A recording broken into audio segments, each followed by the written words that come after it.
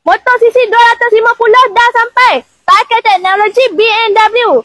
Nak tahu harga dia? Jom tengok video sampai habis. Let's go! Skuter ni datang dengan enjin 244.3cc, single cylinder liquid cooled, double overhead cam.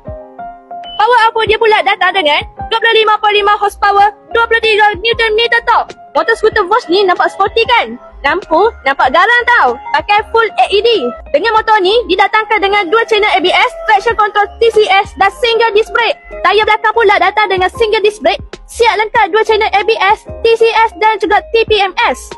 Lampu belakang jenis full LED tau. Nampak macam BMW lah. Motor ni siap dengan dashcam.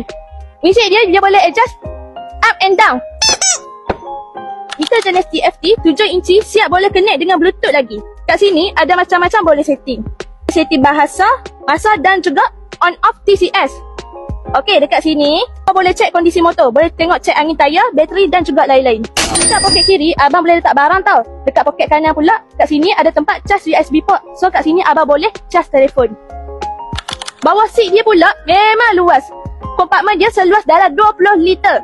Ni kalau nak letak barang malam-malam pun boleh sebab apa? Kat sini ada lampu. Senang nak tengok. Kat tempat kaki dia ni special tau. Biasa motor dia letak besi. Tapi yang ni kalau pembonceng boleh letak satu tapak kaki penuh.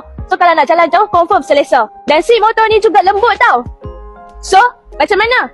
Motor ni siap dengan teknologi BMW lagi. Dengan harga RM15,888 sahaja.